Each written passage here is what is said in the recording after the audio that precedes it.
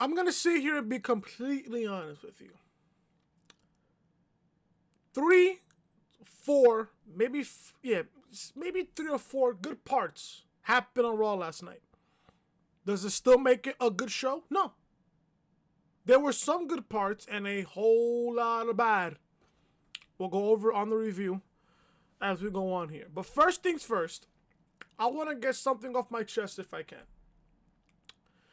First off, I want to thank every single one of you for showing support, showing love to the Money in the Bank review that I posted back on Sunday. The video got over 130 views with over 17 thumbs up. I appreciate every single one of you. And you guys know how much support that I have been getting since I've been back on YouTube. I've been getting tweets, DMs. Oh, Chris, glad that you're back and shit. Chris, welcome back. We missed you, bro. Thank you guys so much. You guys don't know how much that means to me. I've been out for 4 months, and the fact that I've been getting all this love, all this support and shit really does mean everything to me. You guys are one of the main reasons why I'm back on YouTube. Because I miss, posting videos. I miss, talking wrestling with you guys. And I hope soon I get to collab with some of you guys pretty soon. The other thing that I want to address before I review the show from last night.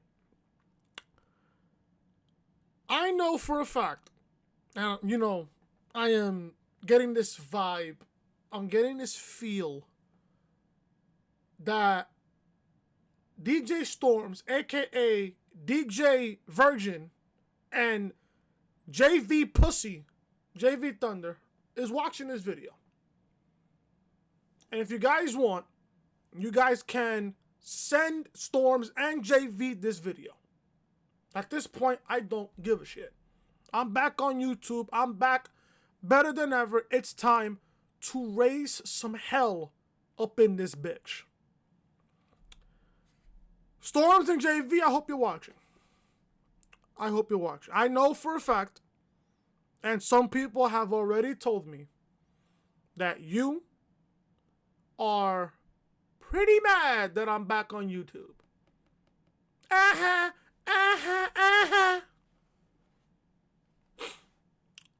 I'm going to sit here and cut a mini promo. Just a little promo. First off, Storms, you're a pussy. You're the biggest pussy in the IWC. You're the biggest ass kisser in the IWC. And you're the most delusional fuck in the IWC. You sat there in a DM and you thought that I wasn't gonna catch that, not this, that. You thought that I wasn't going to read your DM on what you said about me. You sat there and said that I was never your friend. Well, guess what, pussy? You was never my friend either. And ever since I cut ties with you, Storms, it felt great. It really did. Watching Bubba and Habiki TMD just bury you on his channel. It brought a smile to my face. Because nobody knows who you are.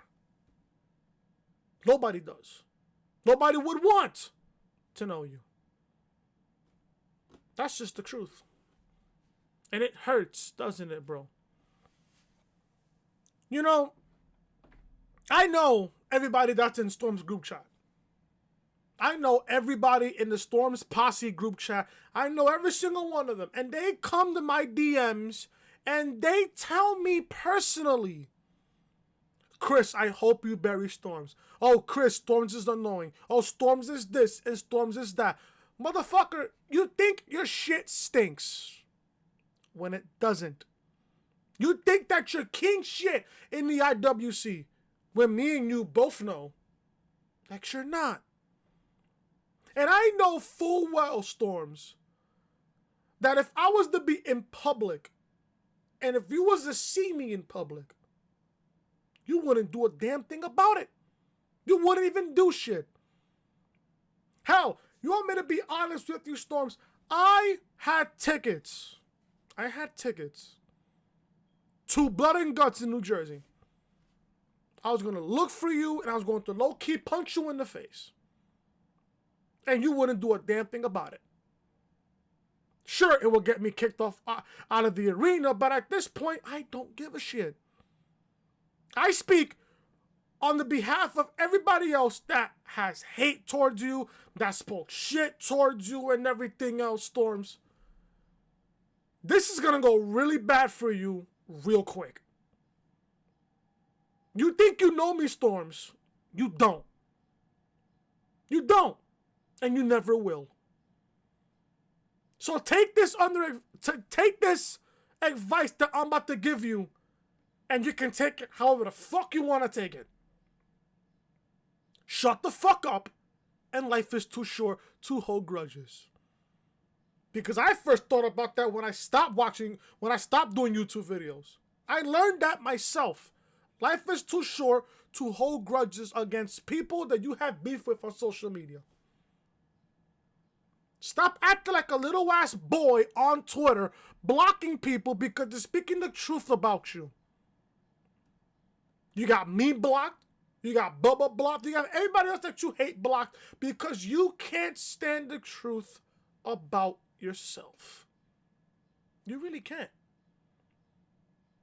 I took it upon myself and squashed all the beef that I have with Bubba and Habiki TMD. I squashed all of that. And it made me a better person because I know for a fact that life is too short. But you, being the little pussy that you are, you don't realize that. You don't see that. Do I feel bad for you that people hate you on social media? No, I don't give a fuck. Because now I don't have to deal with it. All I want to do is grow on Twitter and grow on YouTube. Be somebody in the IWC. Be somebody in the YWC. That's all I'm trying to do. But the shit that you're doing, you're getting hated for all the wrong reasons. Just know, there's a difference between an opinion and stupidity. Just know that. You, Storms, are the biggest pussy in the IWC. And I hope you watch this. Because sooner, when everything is going back to normal, and when Habiki is going back to normal, me, Bubba, and Habiki, we're all going to bury you even further. You thought that what they said about you was buried. Wait till what I got to say about you. And trust me, it'll set everybody on fire.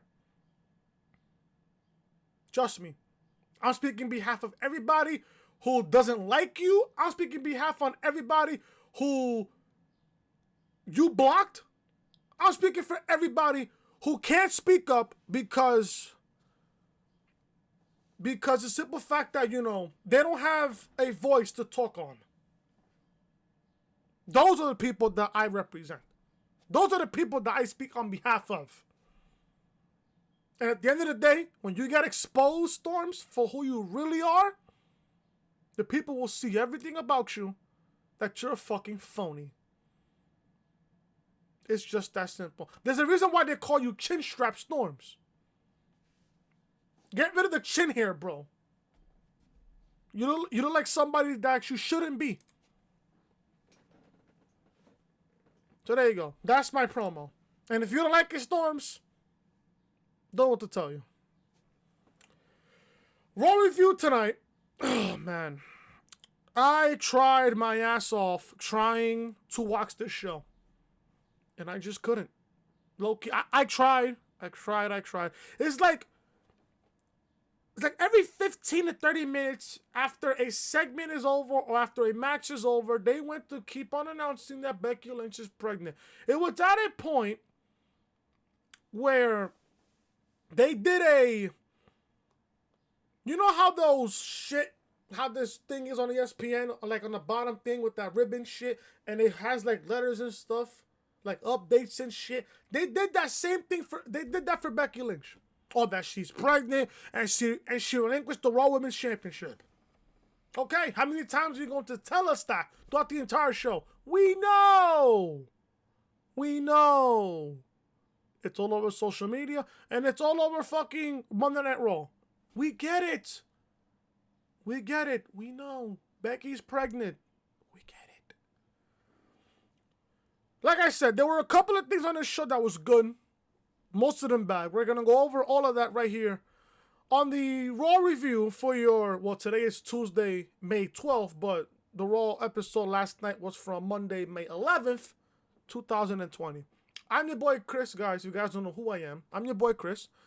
Thank you guys so much for tuning back into the channel. If you guys thought that Raw was terrible last night, hit that like button. If you guys feel the same way that I felt about how Raw was last night, hit that like button as well. Leave a comment down below what you guys thought of Raw last night. Please, just comment down your displeasure of Raw last night.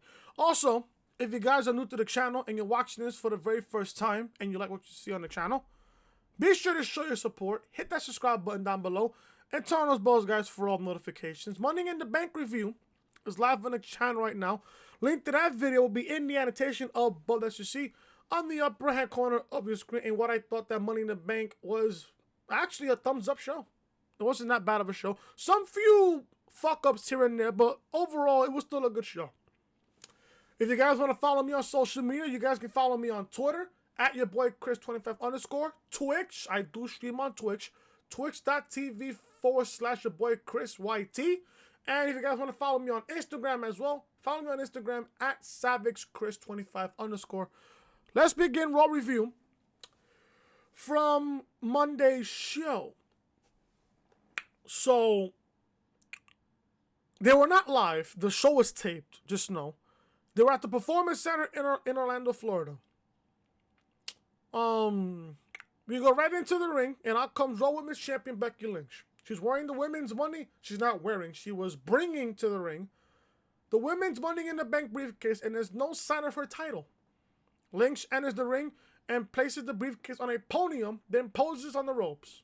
Lynch is emotional as she takes the mic. She says tonight isn't a happy night for her because she's torn between joy and sadness.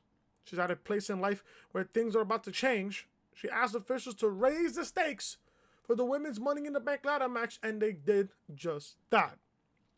She goes on talking about first coming to World Wrestling Entertainment back in 2013 and not knowing anyone in the country, not knowing if anyone would care about her. She's crying more now, which I barely saw any tears, low-key.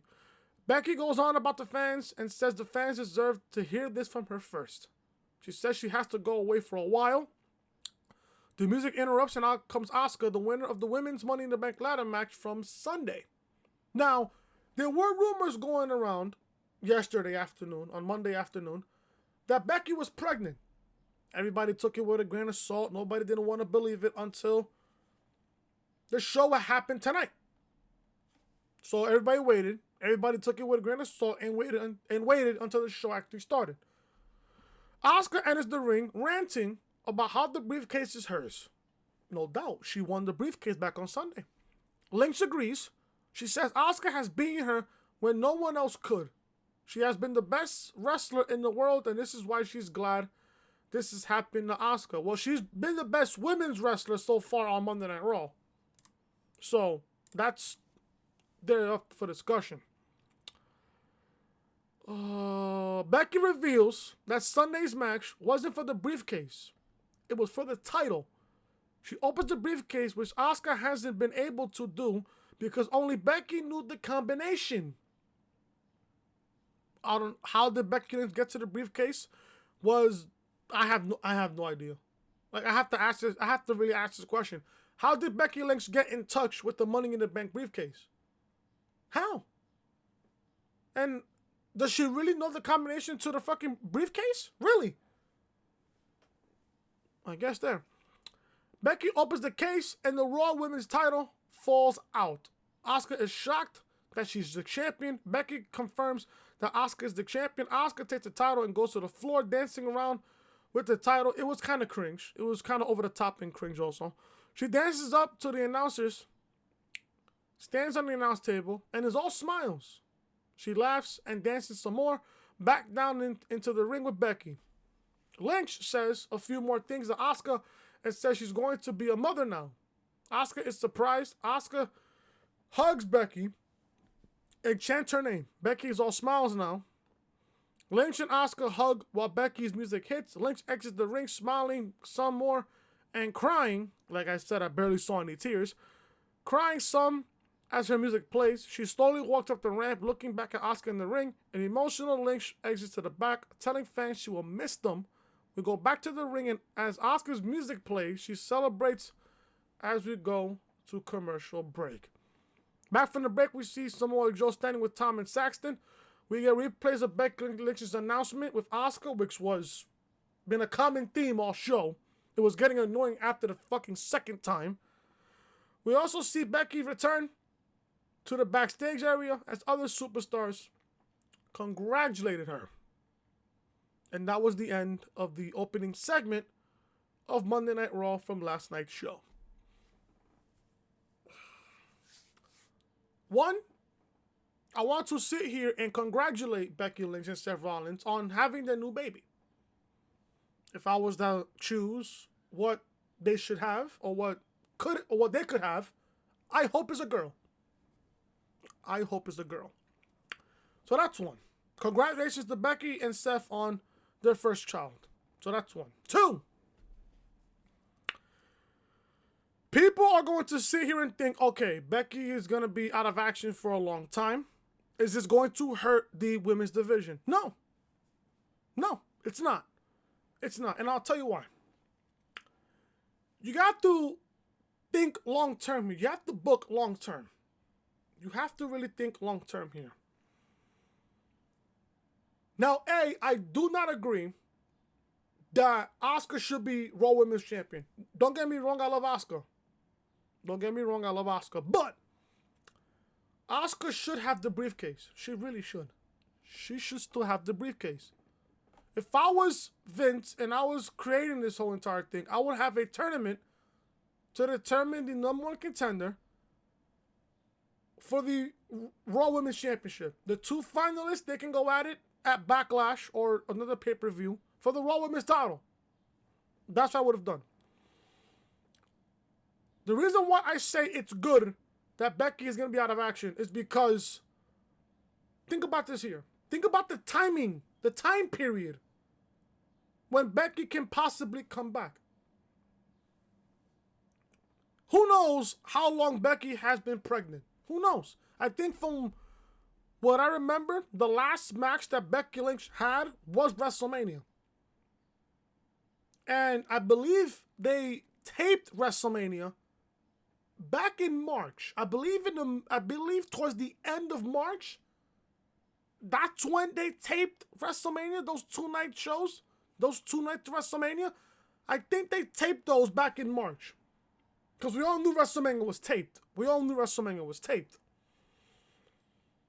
So you have to think about that. Maybe Becky would have gotten pregnant after the WrestleMania taping back in March. She could have gotten pregnant then. She could have gotten pregnant back at that time. She could have. Because all it takes is one time. All it takes is one time. That's all it takes.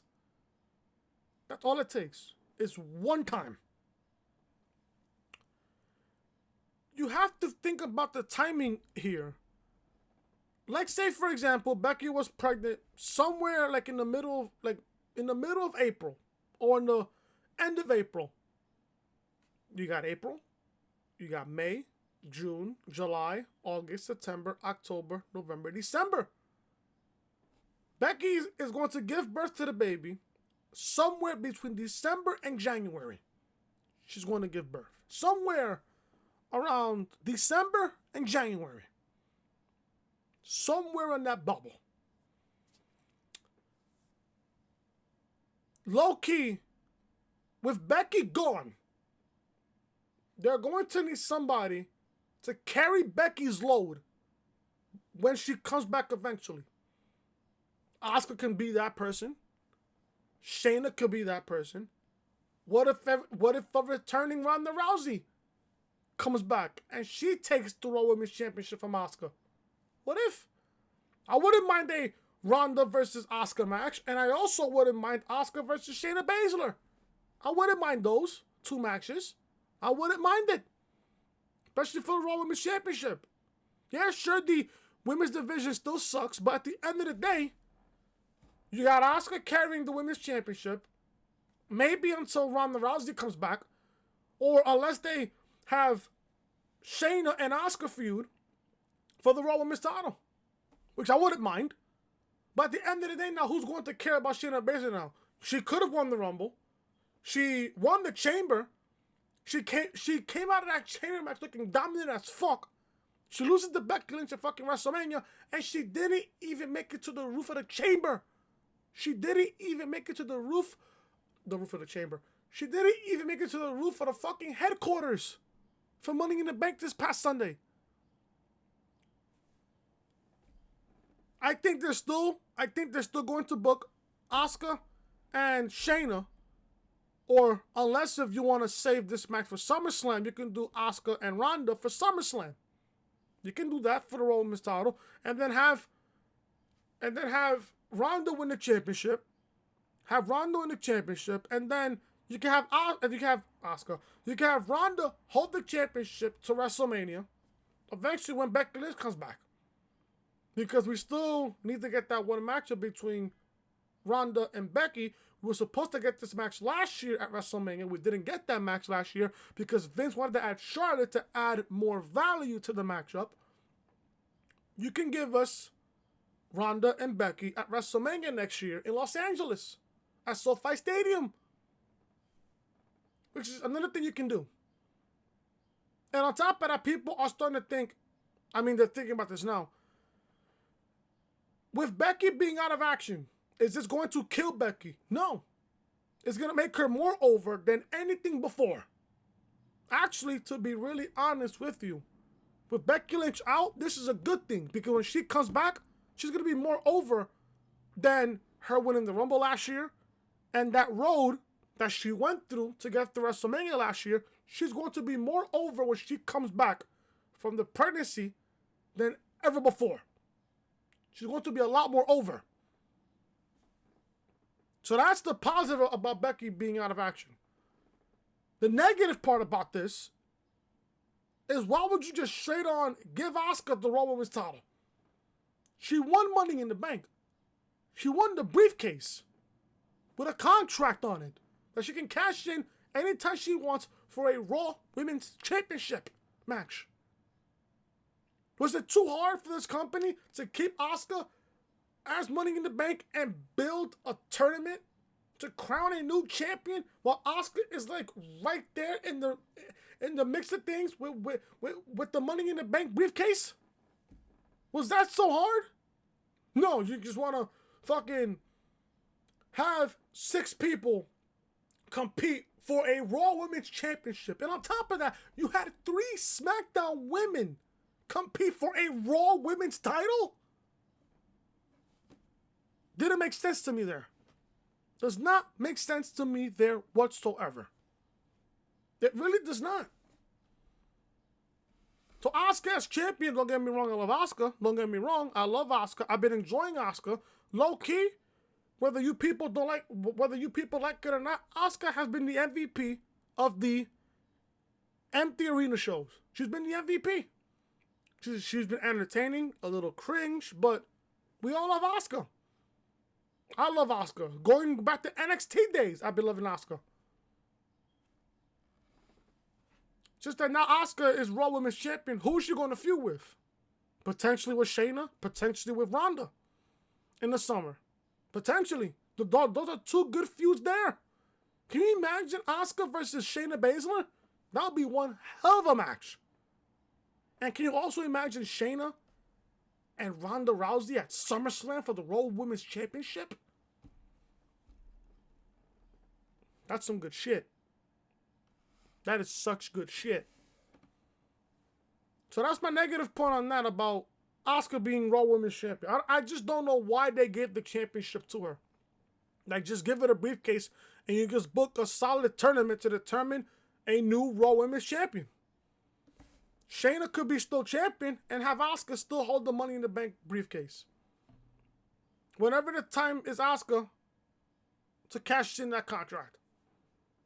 Just that simple. Could have been a whole lot easier there. But with this company, obviously, they just want to book lazy shit. No DQ match between Bobby Lashley and Humberto Carrillo. I would be lying to you if I told you that I watched this match. I did not. Because we all knew, I know, you know, everybody and their grandmother knows, that Lashley was going to win this match. Simple. And he did. Lashley tightens the full Nelson and manhandles Carrillo on his feet. Carrillo fades out and the referee calls for the bell. Bobby Lashley wins by submission. After the match, Lashley stands tall, and has his arm raised as his music hits. We go to replays. Lashley paces in the ring as Carrillo rolls around to the outside. Tom talks about Lashley's easy win over R-Truth, that Money in the Bank. Do you even care about Lashley? No? Good.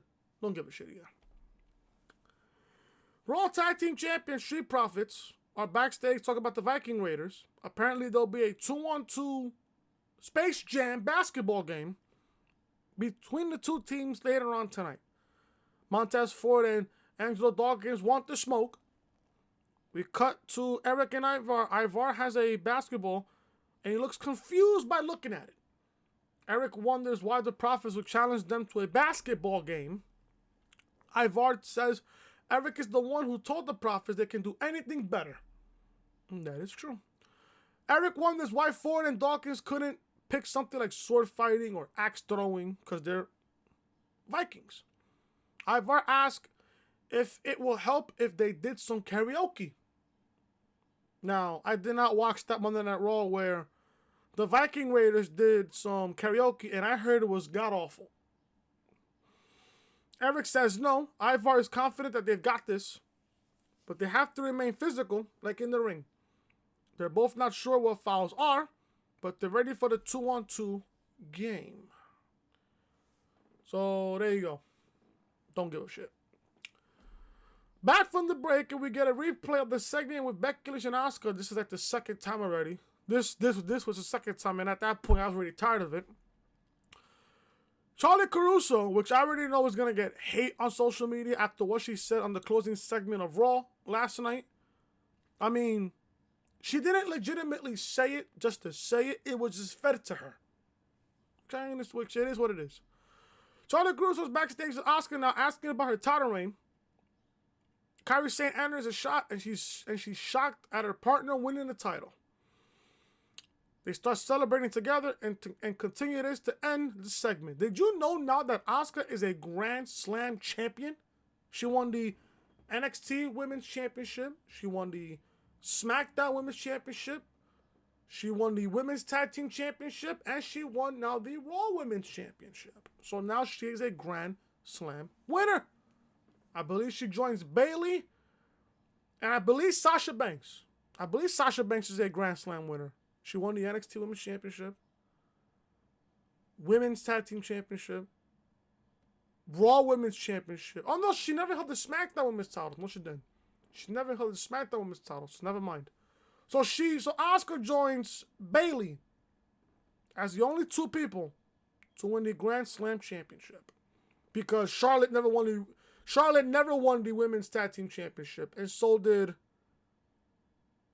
Sasha. Never won the SmackDown Women's title. She never did. So there you go.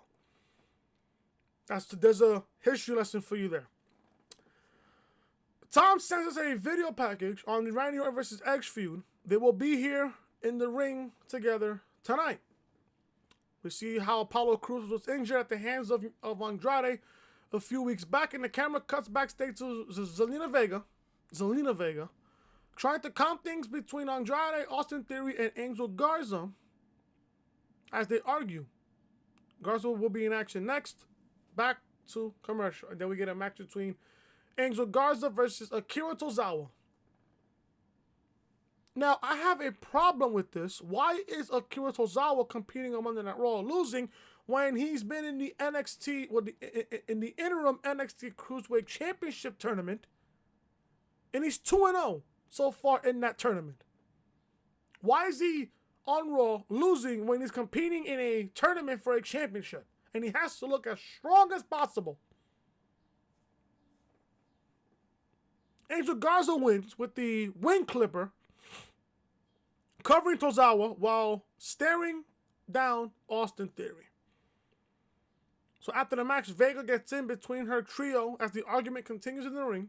I don't even know what they were even arguing about. The music interrupts, and out comes Drew McIntyre, the current WWE champion. Drew says he was just worried and asks if they're all on the same page again. They have some words, and McIntyre delivers a big Claymore kick to Theory.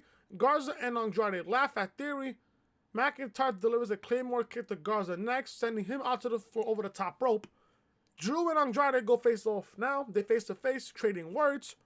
Drew says he was trying to do Andrade a favor. They have words and stare down each other down some more.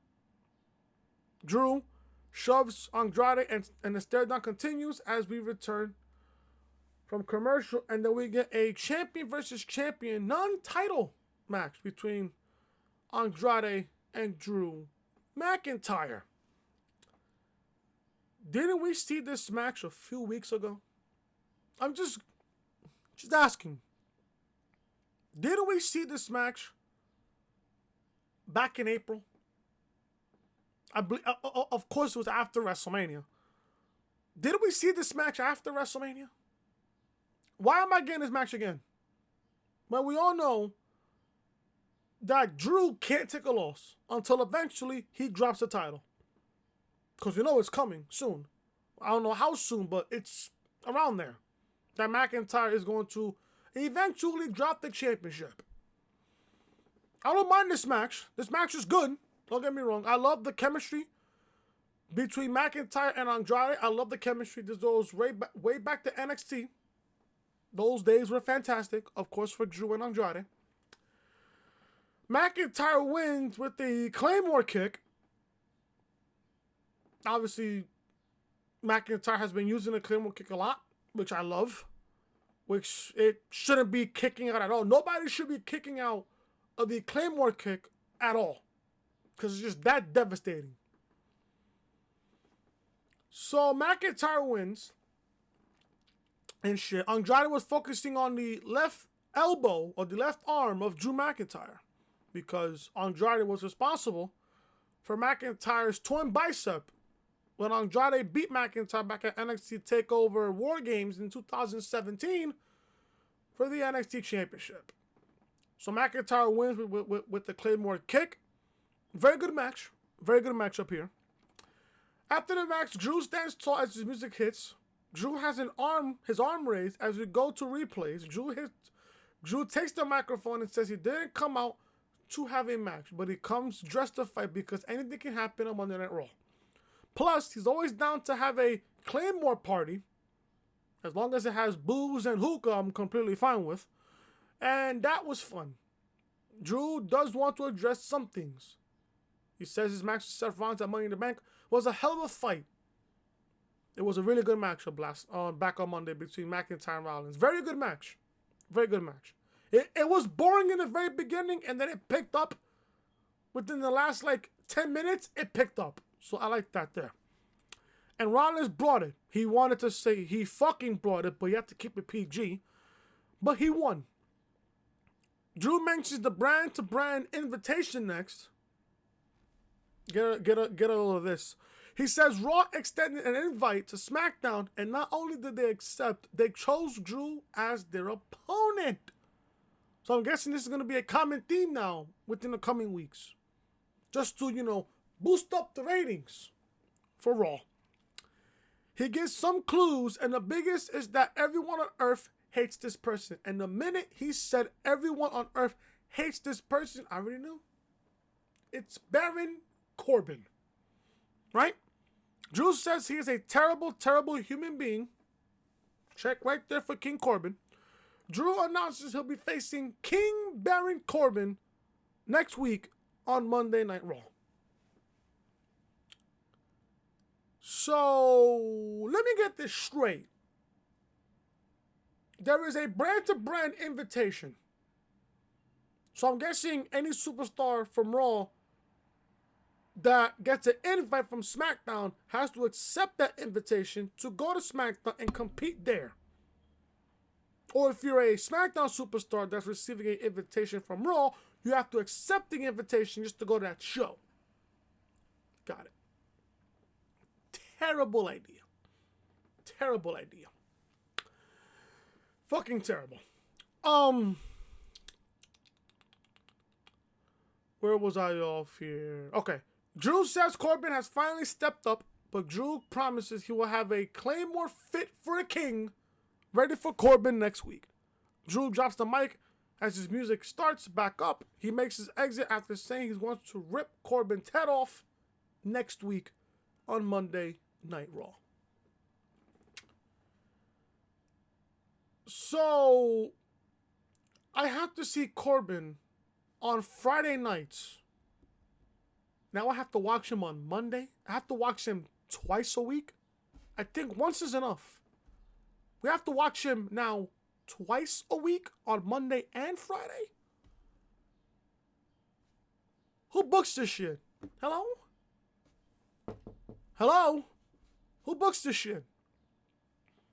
Who thinks this is a good idea?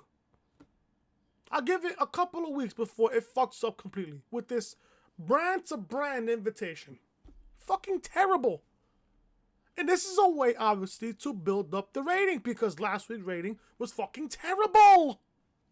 It was fucking terrible. Now, with this brand-to-brand invitation in hopes that it's going to all of a sudden bring up the ratings, this will fail in 3 weeks. 3 weeks' time, this will fail. This will fail in 3 weeks. Mark my words. This is fucking terrible. And out of all people to face McIntyre on SmackDown, Corbin? Corbin? Really? Really? Really? Corbin? King Corbin? Baron? Corbin? Really? Really?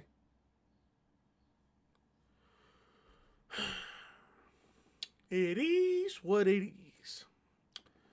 Still to come, Edge and Randy Orton are here. Also, the Vikings versus the Profits in a 2-on-2 Space Jam Bugs Bunny Michael Jordan basketball game.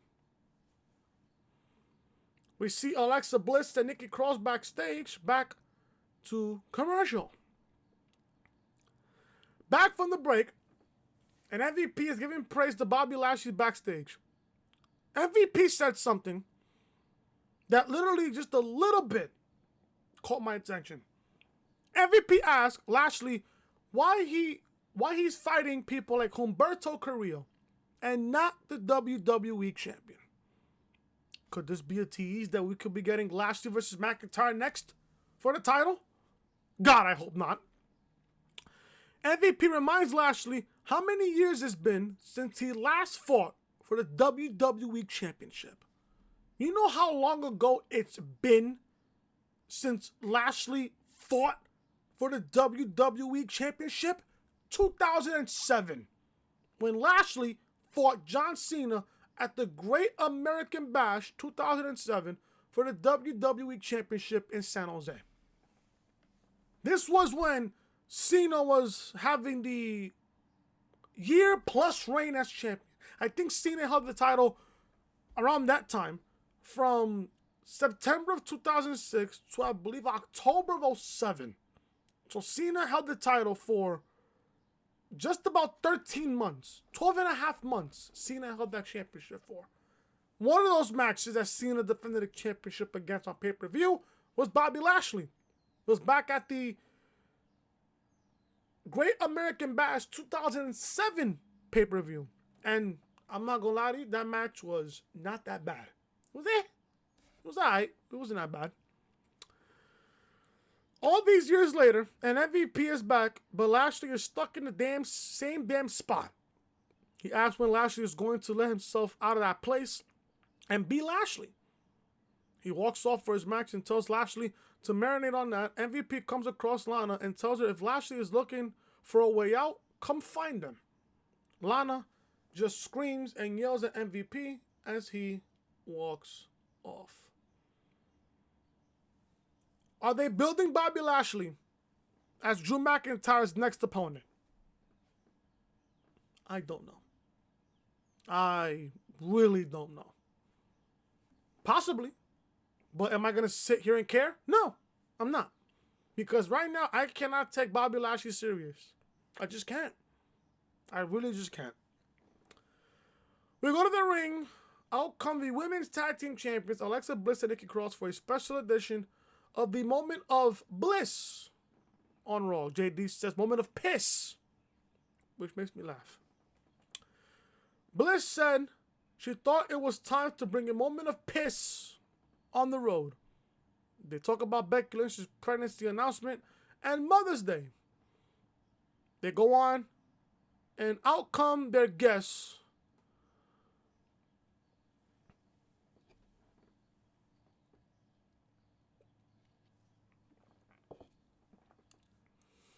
Get ready for this, folks. They go on, and out come their guests, Billie Kay and Peyton Royce, the Iconics. And just when you thought this show could get any worse, it did. The Iconics making their returns to Monday Night Raw. I think they've been out for like 7 months, I believe. I don't know why, and I don't really care. Stay off for another 7 months. Miss K and Mrs. Royce. Please. Bliss takes a shot and says they're somewhat still important. No, honey, then they were never important. They end up telling Bliss and Cross to get ready to defend their titles tonight. Listen here. I'm just going to finish this. Bliss says it doesn't work like that. Royce tells them to keep it non-title, but they're not leaving without a match. Kate says the future has already arrived here on Raw. The future has never arrived. It's in NXT, honey, not on Raw. They do their iconic pose, which I will not do because it's fucking garbage. And Cross starts emptying the ring off the set so we can have this women's tag team match. The Iconic folks are back on Raw. I'd rather do the following. I'd rather watch Game 7 of the 2004 American League Championship Series between the Boston Red Sox and the New York Yankees than watch the Iconics wrestle. I'd rather go back and watch Super Bowl 42 when the Patriots had their perfect season on the line against the Giants than watch the Iconics wrestle. I'd rather watch WrestleMania 30 where Taker lost his streak to Brock Lesnar than watch the Iconics wrestle.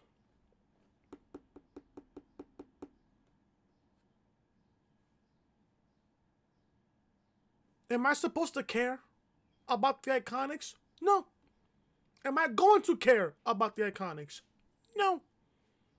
No.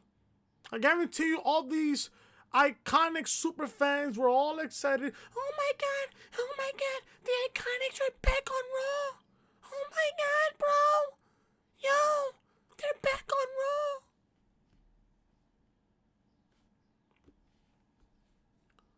Somewhere in Jersey, DJ Storms is probably just thinking, would he ever get a chance at Peyton Royce? I think she would walk away from him on the very first glance she looks at him. Don't get me wrong, Peyton Royce is beautiful, don't get me wrong. She's very attractive, don't get me wrong. But I'd rather just watch paint dry than watch the Iconics wrestle. That's just the truth. That's just the fucking truth. I'd rather watch This Is Your Life. Actually, that's just as worse. I'd rather watch This Is Your Life with Bayley and Alexa Bliss than watch the Iconics wrestle. And that is just as bad as that. Just as bad. Hell, I'd rather watch DJ Storm's video and dislike it than watch the Iconics wrestle. But that is also just as worse. No cap. No cap. We get the women's tag team match between the Iconics and Alexa Bliss and Nikki Cross. And guess what? The Iconics win. Don't care. Iconics win. And then guess what, folks?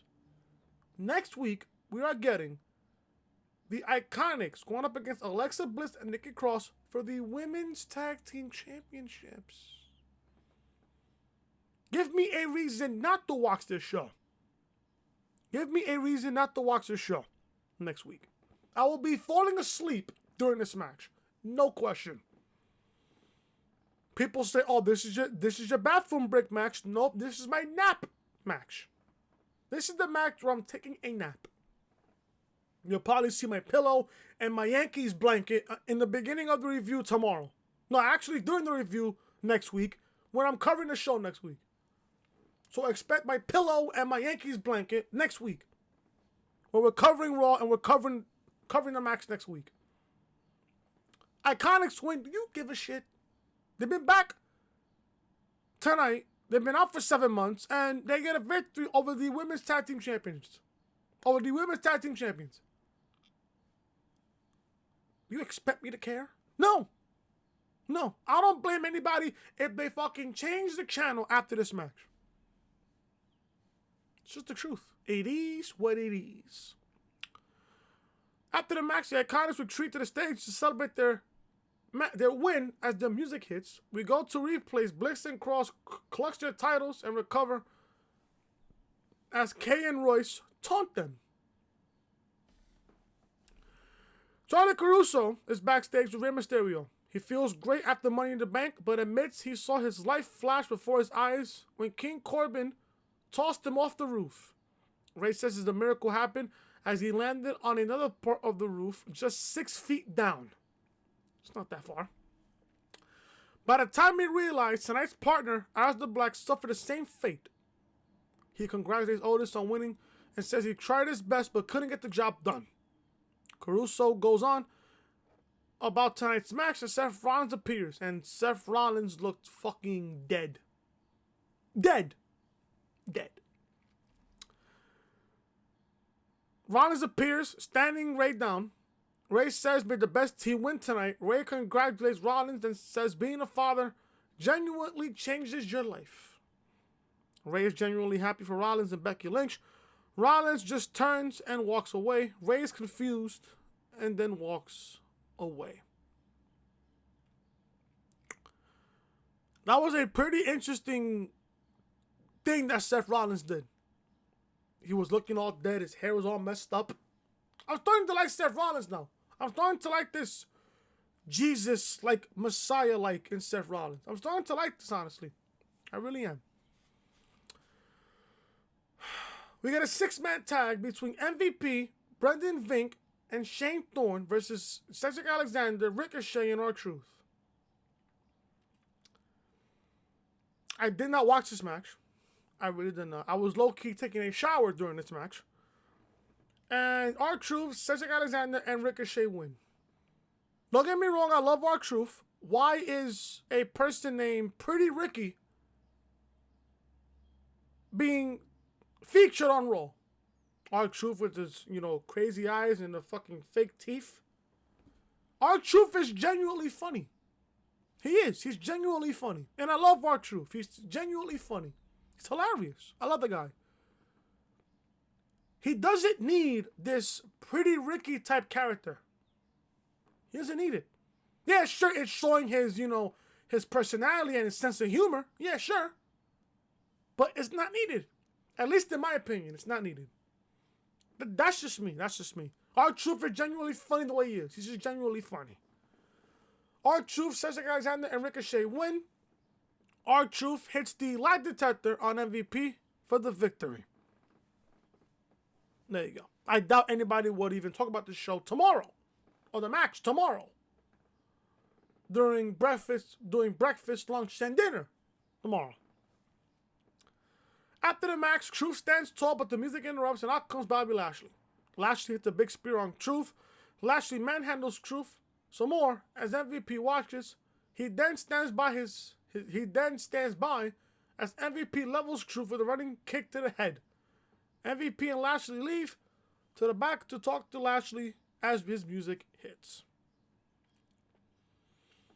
Are they forming a stable? With MVP, Lashley, Brendan Vink, and Shane Thorne. I wouldn't mind it. If you booked them correctly and booked them pretty serious, I wouldn't mind. I wouldn't mind.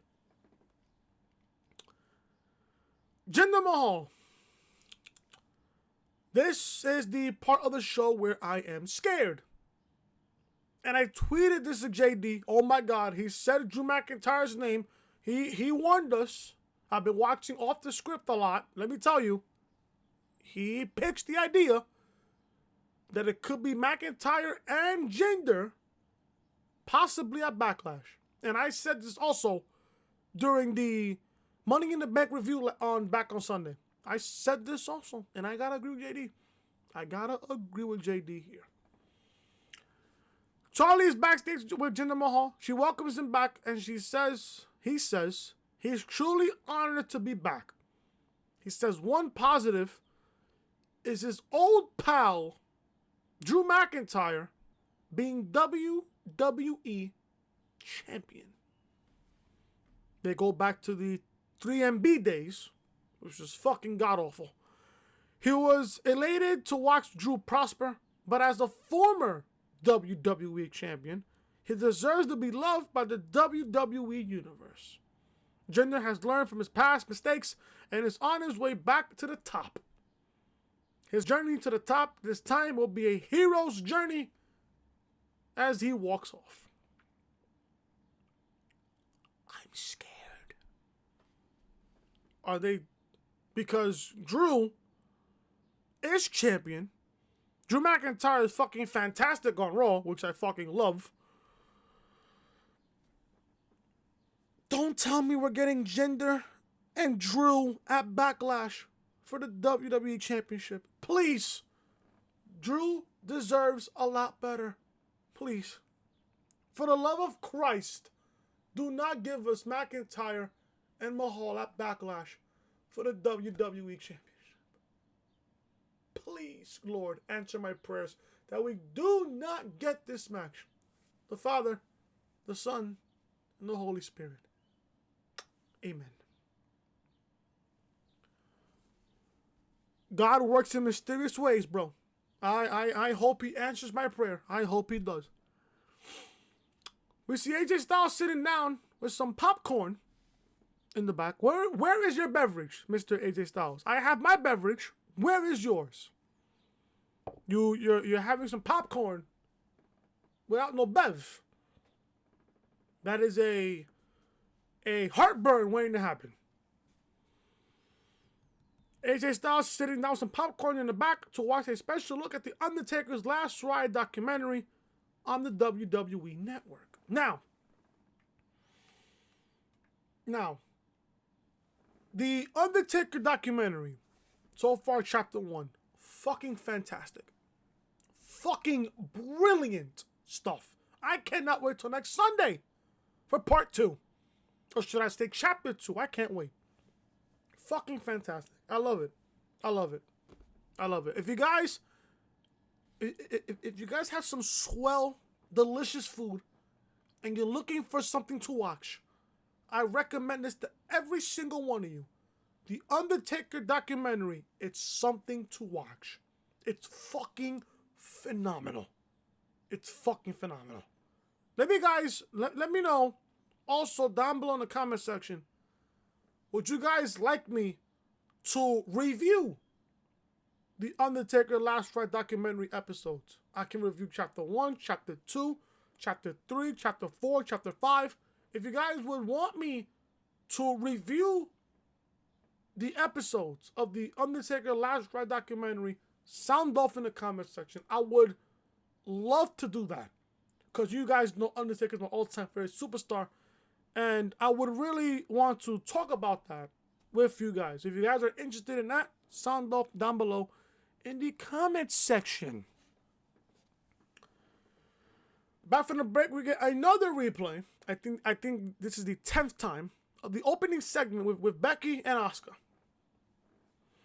Shayna Baszler is backstage with Charlie Caruso, who asks about Becky Lynch's pregnancy announcement.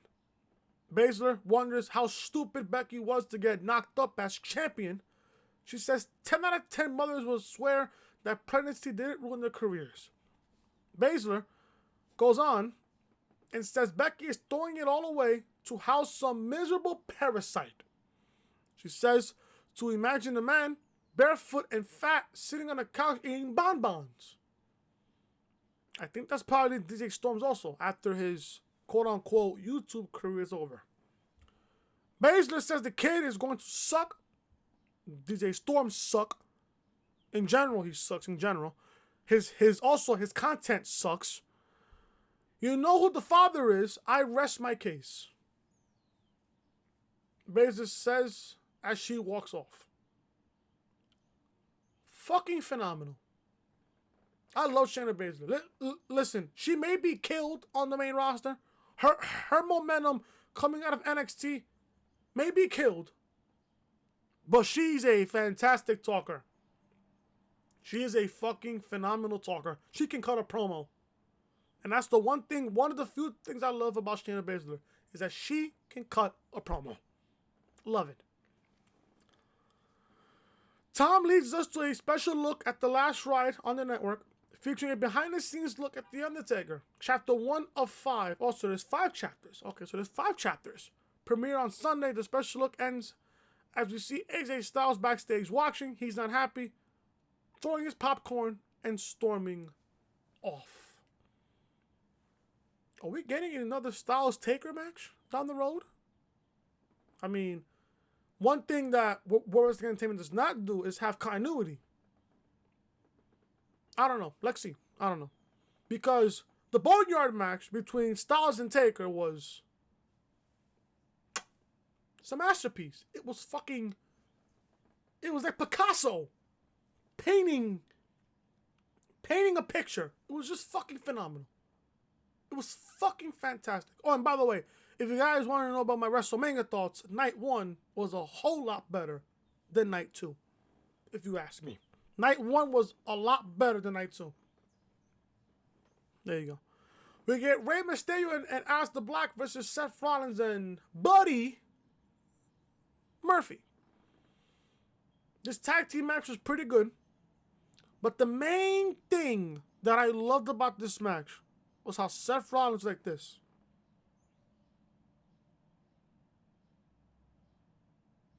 The entire time. He didn't even get into the match. It was basically a 2-on-1 handicap match. But here's the thing here that got me confused. Rey brings Murphy back into the ring after launching a Hurricane Rana into the barrier. Rollins is still staring ahead as if like he's zoned the fuck out. Like, oh, he's going to be a father. He's going to be a father. He's going to be a father. And on top of that, I lost to Drew McIntyre last night for the WWE Championship. Rey goes to the top for a crossbody, but Murphy rolls through with a handful of tights for a 2 count. Rey tangles with Murphy, blocking Murphy's law for a bulldog.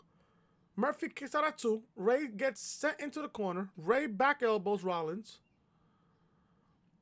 Rey and Murphy go at it again. Rey goes for a 619 on Murphy, but Rollins catches it from the floor and then slams it hard on the floor. The referee calls for the bell as a disqualification. This was a tag team match. This was a tag team match that Rollins was in. How is this a disqualification? Hello? How is that a DQ?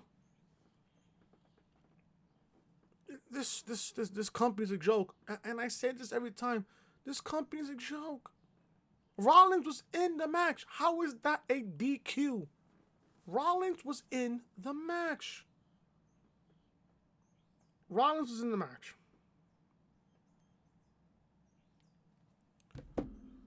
Moving on here. Rollins snaps and begins attacking Ray on the floor. Rollins with a thumb to the eye. The referee calls for Rollins to back off, but he focuses on Ray's injured eye now. Black gets sent into the barrier by Murphy, it looks like. Seth sends Black over the barrier into the concrete. Rollins yells at Murphy and tells him to stay the hell back. Rollins grabs Ray's head, yelling that it's not his fault, while jamming the corner of the steel ring steps into his hurt eye. Ray screams out and Rollins lets him fall. Ray rolls around clutching his face as the referee calls for medics to tend to him. Rollins stares down at Ray, rolling around in pain. Adam Pearce helps a medic take Ray's mask off and cover his eye with a towel, but we can't see his face. Just some blood. Ray is still screaming out in pain. Rollins marches up the ramp and just stops, staring ahead as we go to commercial. This is some good shit with Rollins, man. I love what they're doing with Rollins now. He looks like a complete psychotic fool, which I fucking love. I think we're getting a feud between Ray and Rollins. What are they fighting for? I don't know. I don't know what they're fighting for. I have no idea. But I think we were supposed to get a Rollins Mysterio match for the Universal Championship back last year. We were supposed to get it, but I think something happened and it didn't happen. I have no idea, but I forgot. It's been a while. Back from the break, and we see what just happened to Ray suffering an eye injury at the hands of Seth Rollins. Ray's backstage in the trainer's room, now with Aleister Black. Rollins and Murphy come walking up. Rollins seems to apologize and tells Ray he doesn't know what happened out there. Black attacks Murphy and they go at it until officials separate them. And from there, Rollins disappeared. Where did he go? Rollins just disappeared from that. Where did he go? I would just love to know that. Where did he go from there? I don't really want to go. I mean, I just might as well. I mean, we got the 2-on-2 basketball game. The Street Profits were beating them 74-2 as the game was over. The Profits celebrate now, taunting the Vikings for just to make one shot. And then from there, I think it was Ivar. I think it was Ivar, Eric. I think it was Ivar. That was, you know, yeah, it was Ivar. It was Ivar. Ivar was making a whole bunch of shots. He was making a couple of mid-range shots, a 3-point shot, and he shot a half-court shot, half-court shot, and he made it. So the Vikings were being taunted by the Street Profits on how they lost 74-2. They had more fouls than points. The Viking Raiders had 19 fouls. They had more fouls than they scored points. They only scored 2 points. Talk about a blowout. Jesus Christ. Shayna Baszler is walking up, is backstage warming up. Natalya approaches her and isn't happy with Shayna's comments earlier about motherhood. She's going to make her pay. Baszler asks Natalya what she knows about being a mother. She goes on and says, we all know the Hart Dynasty will die with Natalya. And then from there, we get the match between Natalya and Shayna Baszler. Yeah, we get the match between Shayna Baszler and Natalya. I already mentioned how the Viking Raiders made only one shot and thought they won the game when they really didn't. That's what I literally just said. There you go. We get Shayna versus Natalya. Obviously, Shayna Baszler won. This match was terrible. Although Baszler won the match here. Obviously, you have to build her up, obviously. Because what are the odds of Natalya beating Shayna Baszler? None. No odds. Baszler goes to break Natty's arm, as she has done to others recently. Natalya tries to counter with a roll-up, but comes up short. Baszler levels the title with a knee strike for the pin and the victory. Obviously, the building of Shayna Baszler and quite possibly could be a match with Asuka for the Raw Women's Championship. Finally, guys, to end the show here.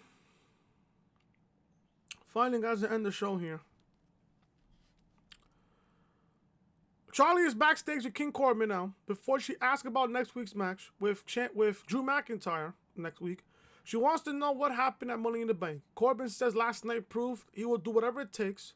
She asks about him tossing Rey Mysterio and Aleister Black off the roof. Corbin says they're both lucky because what people didn't see was the two of them landing on secondary roof just feet away. Charlie asks if Corbin has what it takes to go toe-to-toe with the champ next week. Corbin says of course he does. Corbin says McIntyre thinks the battle with Brock Lesnar made him, but that's not the case. He says Drew rode his coattails on Raw for more than a year, watching him earn his crown. Corbin says next week he will prove why they call him the King. That will possibly be the main event of Raw next week between Corbin and McIntyre. That will possibly be the main event for next week. So next week we're getting McIntyre and Corbin, and then next week we are getting the Iconics versus Alexa Bliss and Nikki Cross for the women's tag team titles next week. We go to the ring, and Charlie Caruso is out with a mic for the final segment of the show, the closing segment of the show. She introduces Edge. Out he comes. Edge thanks Charlie and takes the mic. Edge talks about this being his first time in the ring in 6 weeks. He talks about getting cleared to return and the WrestleMania 36 win over Orton in the last man standing match. Edge says he came back to the company to retire on his own terms. He says he does know that WrestleMania is not the end for Edge. If we saw Raw last week like he did, we also saw the promo video where it said the Radar Superstar was coming to hunt the Viper. Edge says the company didn't talk to him about that because that's not why he's here. He got his pound of flesh and his closure at WrestleMania 36. He says he and his family are ready to move on. Edge goes to speak about what he sees when he looks into the locker room, but the music interrupts and out comes Orton. Charlie introduces him. Orton takes the mic and tells Edge he came out here to say one thing. Orton steps down closer to Edge, pauses, and then congratulates Edge. Orton says the better man won at WrestleMania. Orton looked back at Edge and exits the ring as his music starts backing up. Edge stares straight at the mat and Orton exits the ring. Orton stops on the ramp and comes back into the ring. Orton says he tried to be the bigger man here, bite his tongue, congratulate Edge, and walk off, but he just can't do it. Orton says he can't lie to himself or Edge. It is true that the better man won at WrestleMania, but the better wrestler didn't win at WrestleMania. Orton says Edge made his miraculous return after the Royal Rumble, but a little convenient that he had the ability to hide behind 29 other superstars. Then at WrestleMania, he fought Orton in a match Edge chose, a last man standing match. Orton goes on about how brutal the match was and says it didn't take him 9 years to get back on his feet like Edge did. Orton says 9 years, almost a decade, that's a long time. Orton says those two matches aren't traditional wrestling matches, so if you ask him, it's been 2011 since Edge laced up his boots and actually wrestled, which was WrestleMania 27 against Del Rio for the World Heavyweight Championship. Orton doesn't think Edge has it in him anymore. Edge stares Orton down. Orton says he knows that look. There is doubt in Edge's eyes. Orton goes on and says Edge's passion won't knock off his ring rust. That passion and grit won't help Edge now. Orton goes on about the story writing itself, wondering if Edge has the guts to face him at Backlash in a straight-up wrestling match. They're face-to-face, staring each other down now. Charlie approaches and asks Edge if he has a response. Edge looks down and then back at Orton. Charlie says, and this is the thing that really threw me off, why would she even say something like that? Why would she even say something like this? Charlie says if this does happen, it just might be the greatest wrestling match ever. Huh? The greatest wrestling match ever. Now, I'm not going to blame Charlie Caruso for saying it. It was fed to her in her line. So whoever wrote that in the script to make Charlie Caruso say that, you must be out of your goddamn mind. Brett and Shawn at WrestleMania 12. What I like to say about that. Taker and Shawn back at WrestleMania 25. We'll like to have a word with you. Edge is still silent. Orton is still staring at Edge while Edge looks off to the side of Orton as Raw goes off the air. And that was, folks, the ending of Monday Night Raw. The fact that we are getting Edge and Orton again.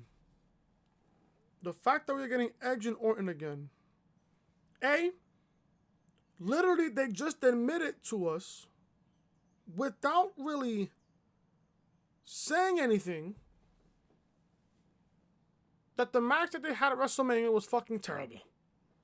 We all know. We all know. I know. You know. Everybody and their grandmother knows that the match that they had at WrestleMania 36 was fucking terrible. The match went 36 minutes. You cut that match up off by at least 10 minutes, and it's a great match. The match just took too long. And it was dragging. And also, you have to think about this too.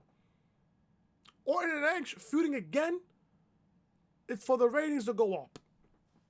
They know that last week on the third hour, Raw suffered its lowest rating on the third hour in the history of the show last week. So obviously they saved Edge and Orton's segment to main event the show as the closing segment of the show. So don't be surprised today. This video will be up on Tuesday. Don't be surprised if you find out today that Raw's third hour went up from last week. Don't be surprised. Because everybody knew, Edge and Orton, they're going to be on the last part of Raw, and it's going to bring up the rating from Raw from last week. From last week's all-time historic low. Now what happens? Long term here. Edge got a victory at WrestleMania. Orton is going to have a win back at Backlash. Unless this match is confirmed for Backlash. Edge got one victory at WrestleMania. Orton got one victory at Backlash. So you have to have a rubber match here between the two. Like I said, Edge got one win at WrestleMania. Orton got one win at Backlash. Because if they're going to have this matchup at Backlash, I don't see Edge winning. I don't see Edge winning. Because if they want to prolong the storyline here, Orton gets his win back from WrestleMania. And then from there, the third match, which is the rubber match, could possibly be either at Extreme Rules in July or SummerSlam in August. I'm going to sit here and book this match, this potential third match at SummerSlam, which should end the feud between Edge and Orton. Although we was all thinking that the match that they had at WrestleMania was going to end the feud. It's not. SummerSlam will end the feud, and guess what? It's going to be inside Hell in a Cell. When it comes to the main roster, what match ends all feuds? Hell in a Cell. So Edge got one win at WrestleMania, or it will get the win at Backlash if they hold off until SummerSlam, which I think that they're going to do. They're going to book Edge and Orton if it takes place in an empty arena, like an actual arena, not in the Performance Center. They can book Edge and Orton at SummerSlam inside Hell in a Cell. Inside Hell in a Cell at SummerSlam. Edge and Orton. Book it. Book it. that'll be the end of Edge's feud with Orton at SummerSlam. There you go. So if the match becomes official and then Orton wins at Backlash, you know where you heard it first. And then the rubber match, which is the third and final match between these two, will happen at SummerSlam inside Hell in a Cell. So there you go. That's the end of the feud. And then also, this is also the end of the video. And that, folks, is the reality of things right here on the Monday Night Raw review from last night's show. Thank you guys so much for watching. If you guys enjoyed the review, hit that thumbs up. Leave a comment down below what you guys thought of Raw from last night. Also, leave a comment down below if you guys would want me to review the Undertaker Last Ride documentary. I will watch all 5 chapters, and I will review all 5 chapters. So if you guys want to see that also, leave a comment down below. And also leave a like if you guys want to see that also. Hit that subscribe button down below. Turn on those guys for all notifications. Money in the Bank review is live on the channel right now. Link to that video will be in the annotation above that you see on the upper hand corner of your screen. This is the official home of the Reality Podcast, so make sure you guys are following me on social media. Instagram at SavageChris25_, Twitter at your boy Chris25_, and Twitch. I do stream on Twitch. Twitch.tv/your boy Chris White T on Twitch. Thank you guys so much for watching. I'll see you guys probably tomorrow I'm probably going to watch NXT tomorrow. I'm probably going to review NXT. I'll probably give you guys the Undertaker Last Ride Chapter 1 review, probably on Thursday. Friday, SmackDown. And then maybe Saturday, I'll probably give you guys the return of the Reality Podcast on Saturday. And then I'll take Sunday off just to relax. And then Monday with Raw with a brand new week of content. So, until then, I'll see you guys tomorrow. Leave a like, comment, subscribe, share the video all over social media. I will see you guys tomorrow, possibly for NXT review. Until then, I am Chris. Thank you guys so much for watching.